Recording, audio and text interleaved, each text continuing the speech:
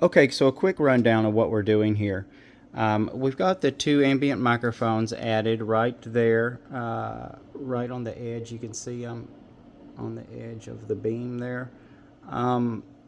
So one thing that we're immediately facing is that we don't have an available channel on the mixer.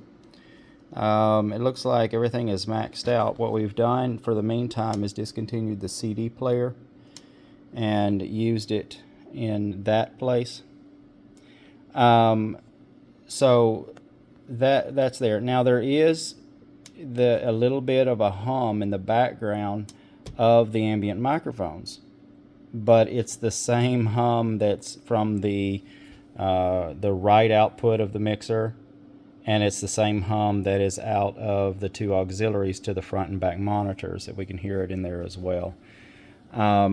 I think it's a good time for a console upgrade, perhaps to a digital, to a maybe a 24 channel. This is a 20 channel basically, or even to a 32 channel.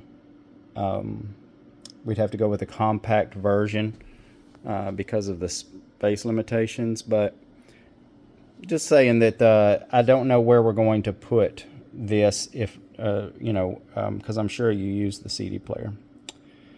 So this is the way we've got it set up. The the live stream is coming out. It was coming out of the main mix, so whatever was going on in the house is what was going on in the live stream. We've changed that because you cannot run these ambient microphones through the house like you do everything else. You'll get a big bad echoey sound, lots of feedback, things like that. So to route those separately, we've got them going through auxiliary 3. So everything that's coming out auxiliary 3, I'm just going to set it all to 12 o'clock for now, but you'll need to adjust these as you go, just to make sure that the mix is correct. And here's your main auxiliary here. Now I can monitor with the headphones. I can monitor the live stream just by going to auxiliary 3 and pushing this button right here, the AFL button. So I can make sure that's pushed in, and as long as none of the PFLs on the channels or the AFLs on the other ones are pressed, that's the only thing I'll be hearing. If there's other things pressed, I'm going to be hearing that as well. But if all of the PFL buttons are up and all of the AFL buttons are up except auxiliary 3, then I'll be able to monitor auxiliary 3 and get the mix right as the service is going. So you can see that I've got the gain. I just went ahead and set this so that the gain's always up so that there's no variation. So gain all the way up on the ambient microphones for now, the way it is, and that gives us a nice sound. If it sounds like it's too much, I would probably go up to the gain and pull the gain back a little bit. So there was a lot of noise in the mains as well, a lot of hum, and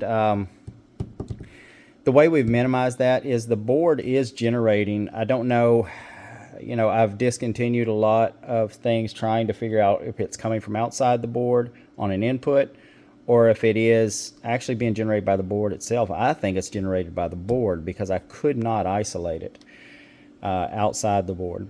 So what we've done is we've actually turned down the power amplifier, which is only going to magnify whatever it's receiving. So I've turned down the power amplifier, and then we need to turn up the gains. See how all of our channels right now are really low. We need to get those up to 0, about right there. So if they could live consistently around 0, of course, it's going to be different.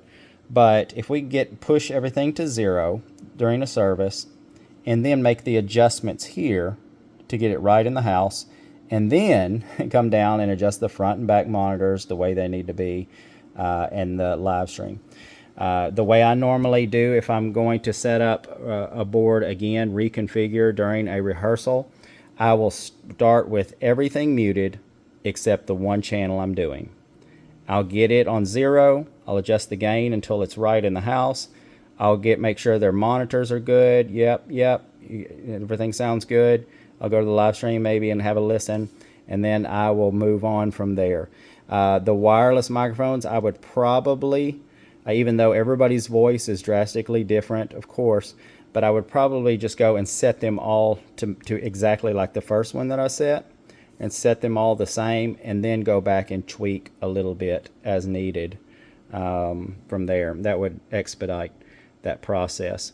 But you can see the mic cable coming in. I put yellow tape on it. That's coming from the Ambient microphones, just so you know. And I've left the CD player hanging out here. We can't use it as it is because of sharing the channel. So if we need to do something different, I've got this button right here pushed, which is the mix or sub button.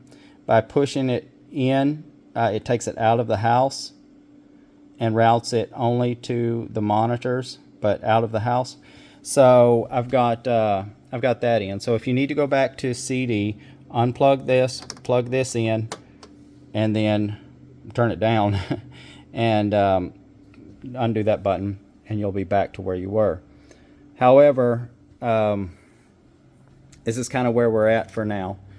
If there's another channel that you would rather use, if there's one of these channels that's not being used or something like that, then just mimic what I've done on this channel. Just look at this channel, make that channel look exactly like it, all of the settings, and unplug that and plug it over into there. And then, of course, put the CD player back the way we were talking.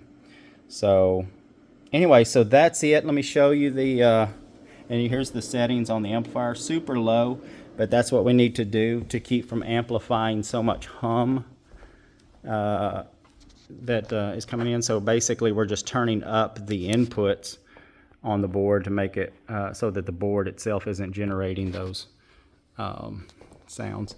All right, here's our mics. You can see we've got nice clean little plugs on each side here. And those are shotgun mics. They call them MS for mini shotgun. And the reason is because it's like on a camcorder, the microphone on a camcorder, the long skinny ones. And what they do is they actually listen from the sides and don't reproduce what they hear on the sides, cancels it out. So basically all it's hearing is what's directly in front of it. And that's what helps us get more ambient volume without creating a lot of echo from hearing the speakers and stuff like that. So, all right, we're going to get it cleaned up, and we're at your beck and call. So if we need to do anything different, just let us know. And like I said, I would recommend doing something different with the console because of you're maxed. You don't have any headroom at all. But then also I've always suspected that there's something going on with this board just because of the noise that we hear coming from it. But regardless, just let us know how you want to move forward. All right, any questions, 870-814-0714. Thanks, guys.